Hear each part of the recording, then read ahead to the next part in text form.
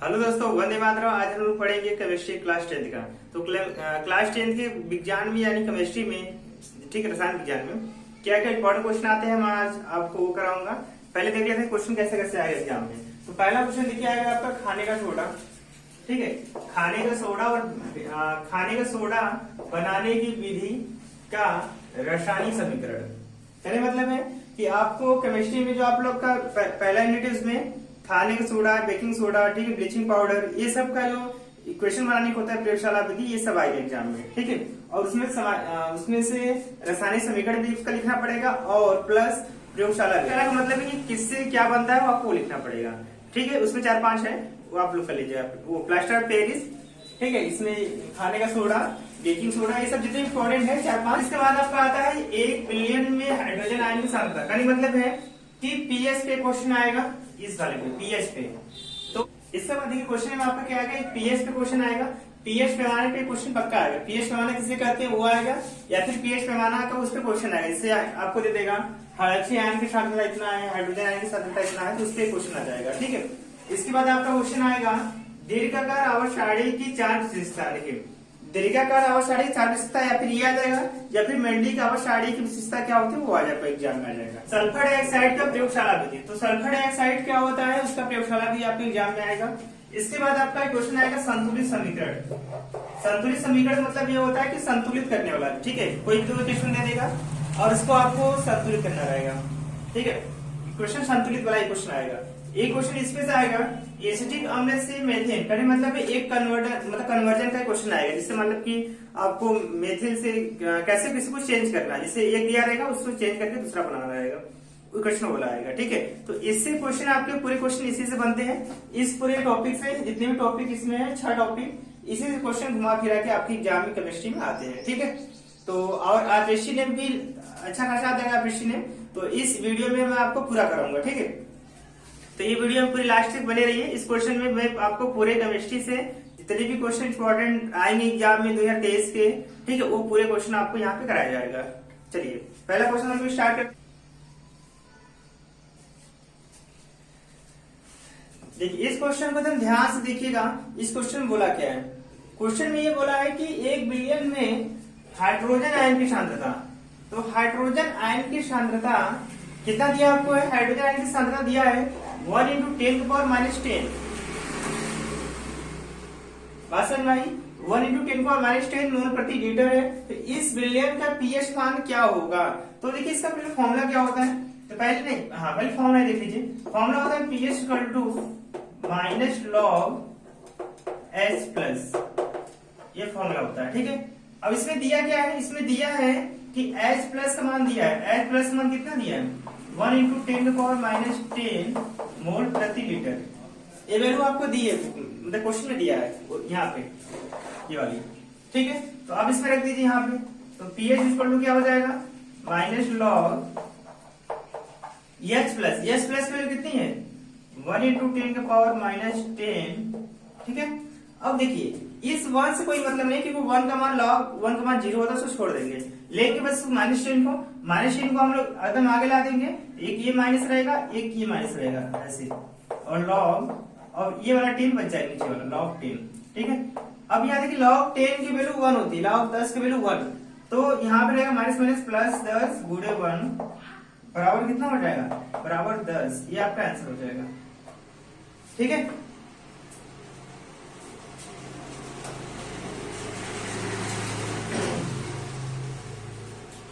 फिर एकदम ध्यान समझिएगा, ये आपका फॉर्मूला हो गया। ठीक है, इससे हम लोग निकालेंगे वैल्यू। अब इसमें दिया है कि हाइड्रोजन आयन की सांद्रता दिया है कि H+ की वैल्यू 1 × 10⁻10 मोल प्रति लीटर। अब हम इस पे रख देंगे, जो पावर रहेगा वो एकदम आगे आ जाएगा पावर। ठीक है, माइनस में तो माइनस आ जाएगा, -10 log 10 की वैल्यू 1 होती है, तो log 10 यहाँ पे 1, 10 एकम 10 हो जाएगा। यहाँ पे लिख लीजिएगा log, ठीक है, क्या लिख लीजिएगा, वहां पे लिख लीजिएगा log 10 = 1। ऐसे log 10 की वैल्यू कितनी होती है, log 10 की वैल्यू 1 होती है, ऐसे 1 लिख लेंगे। ठीक है, तो अब यहाँ पे log 10 की वैल्यू 1 ऐसे आ जाएगा। और सेकेंड क्वेश्चन देखिए,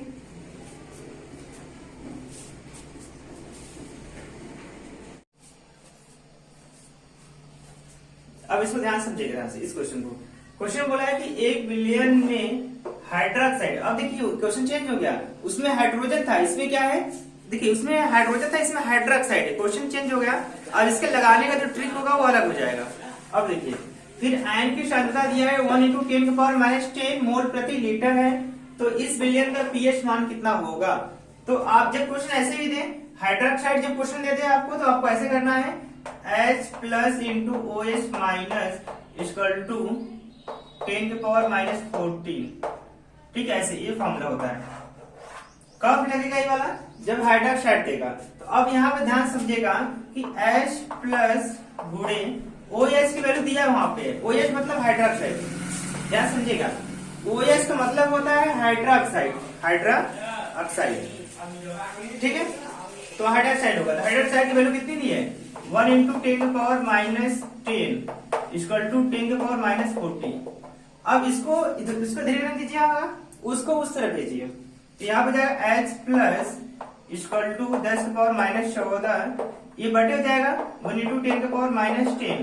अब देखिए 1 से तो कोई मतलब नहीं है, इसलिए 1 घटा दीजिए, 1 से कोई मतलब नहीं, ये 14 ये 10 है, घटाइए ऊपर ले आइए, तो ये कितना हो जाएगा 10⁻14, ये उधर जाएगा तो प्लस हो जाएगा, प्लस 10 कितना हो जाएगा 10⁻14 से 10 गया -4 मोल प्रति लीटर। देखिए अब H प्लस की वैल्यू कितनी आ गई, आपका जो H प्लस की वैल्यू है, H प्लस बराबर कितना आ गया, H प्लस बराबर आपका 10 × -4 मोल प्रति लीटर, ये आ गया आपका H की वैल्यू।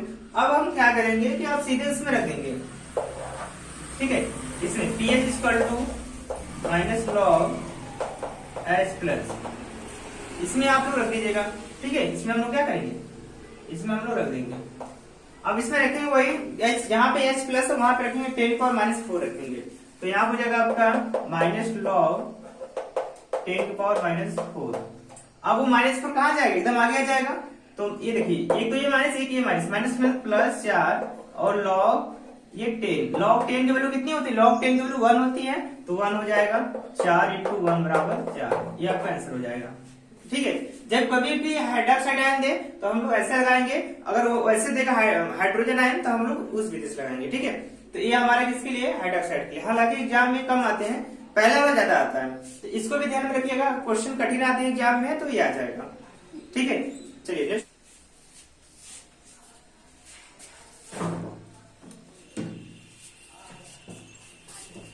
ठीक है, पीएच पैमाना क्या है, ध्यान से देखिएगा, पीएच पैमाना क्या है, ये एग्जाम में आपको हर साल पूछता है पीएच पैमाना क्या है और पीएच पैमाने का आविष्कार कब हुआ। बस बेसिकली पीएच पैमाना क्या होता है उसका जानिए। तो पीएच पैमाना क्या होता है, इसका जो आविष्कार हुआ था कब हुआ था, 1909 में, ठीक है, 1909 में। किसने किया था, किसने किया था, आपका सोरेनसन ने किया था, ठीक है, सोरेनसन एक साइंटिस्ट है, उन्होंने किया था, ठीक है। तो सोरेनसन, ठीक है, सोरेनसन जी ने किया था। तो 1909 में सोरेनसन जो साइंटिस्ट उन्होंने किया था, तो इसका आविष्कार कब किया था, 1909 में किया था। किसने किया था, सोरेनसन नामक साइंटिस्ट ने किया था, ठीक है। अब ये पैमाना बेसिकली क्यों आया और इसका आने रीजन क्या था, तो इसका आने बस यही रीजन था कि किसी भी पदार्थ में अम्लीयता और इसकी क्षारिकता, अम्लीय और क्षारी का पता लगाने के लिए इसका आविष्कार किया गया था, ठीक है, पीएच पैमाने का। ये बेसिकली यही बस है, कुछ है नहीं। और इसमें क्या था, इसमें बेसिकली क्या थी कि इसमें ऐसे अंक निर्धारित था 0 से लेकर 14 तक।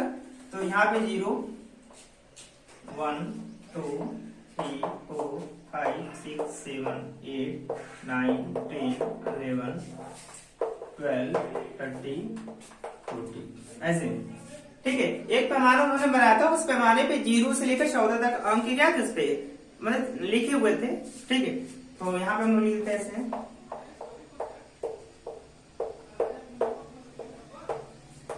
ठीक है। तो 1909 में बेसिकली क्या ऐसा हुआ वो जान लेते हैं। तो 1909 में क्या था कि जो सोरेनसन नामक जो साइंटिस्ट थे उन्होंने क्या किया, एक आविष्कार किया। किसका आविष्कार किया, एक पीएच पैमाने पे। उन्होंने बताया कि पीएच पैमाना जो होगा वो किसी भी पदार्थ में अम्लीयता है, उसकी क्षारीयता है, उसका पता लगाने के लिए उन्होंने इसका आविष्कार किया था, ठीक है। और उसमें उन्होंने क्या किया कि 0 से लेकर 14 तक अंक निर्धारित किए कि मतलब 0 से लेकर 14 तक अंक होगा उस पर, ठीक है, इससे वैसे नहीं होगा। फिर क्या हुआ, फिर क्या हुआ, उन्होंने बताया कि फिर उन्होंने ये बताया आपका 0 से लेकर यहाँ तक 6 तक ये आपका अम्लीय होगा। 0 से लेकर 6 तक क्या होगा, अम्लीय होगा। इसके बाद 7 वाला जो होगा वो आपका 7 जो होगा आपका उदासीन होगा। और यहाँ पे 8 से लेके 40 तक ये क्या होगा, क्षारीय होगा। बात समझ में आ रही है? पहले मतलब कि 0 से लेकर 6 तक अम्लीय होगा, फिर 7 वाला क्षारीय होगा, 8 से लेकर 40 तक क्या होगा, क्षारीय होगा। ठीक है, तो 0 से 6 अम्लीय, 7 उदासीन, फिर 8 से लेकर 40 तक क्या होगा, क्षारीय हो जाएगा। ऐसे ठीक है। अब इन्होंने बताया बहुत कुछ, समझ लेते हैं। देखिए उदासीन क्या होता है। उदासीन का मतलब ये होता है कि वह पदार्थ जो क्या हो, जिसमें तो अम्ल हो क्षार हो, फिर मतलब है कि इसका कुछ स्वाद ही ना हो, ठीक, उसको उदासीन में आएगा। जैसे में जल हो गया, जल क्या उदासीन है। फिर इसके बाद अम्लीय में क्या क्या आएगा, तो अम्लीय में जैसे खट्टा चीज आपका नींबू हो गया, ठीक है, संतरा हो गया, जितने भी खट्टे पदार्थ रहेंगे, जितने भी खट्टे चीज रहेंगे वो सब किसमें आएंगे, वो सब अम्ल में आ जाएंगे। ठीक है। क्षारीय में क्या क्या आएगा, क्षारीय में जैसे आपका आंवला आ गया, जितनी कड़वापन रहेगा, तो जितने आपके कड़वाहट रहेंगे वो सब किसमें आएंगे, वो सब क्षारीय में आ जाएंगे इसलिए। ठीक है, तो क्षारीय में क्या क्या आएंगे, जैसे आपका आंवला, ये सब क्या है, खट्टापन है। तो ये ब्रेंजेक जूट क्या होता है, ठीक है, ब्रेंजेक जूट पाउडर होता है। ब्रेंजेक जूट, इसका ये क्या होता है, ब्रेंजेक जूट को हम लोग बोलते हैं ब्लीचिंग पाउडर भी, क्या बोलते हैं, ब्लीचिंग पाउडर।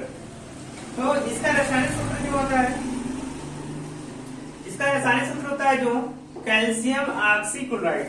क्या होता है, कैल्शियम ऑक्सीक्लोराइड। ठीक है, अणु सूत्र इसका होता है CaOCl2। फिर इसका प्रयोगशाला विधि क्या होगा, प्रयोगशाला में क्या होता है, ब्लीचिंग पाउडर को सूक्ष्म होता है, शुष्क बुझे चूने पर, जो बुझा चूना होता है उस पे क्या करते हैं, क्लोरीन गैस की क्रिया कराते हैं। भाषण में कि बुझे हुए चूना होता है, उसमें क्लोरीन गैस की क्रिया कराने पर हमारा क्या बनता है, हमारा ब्लीचिंग पाउडर बनता है। ठीक है, ब्लीचिंग चूर्ण बनता है।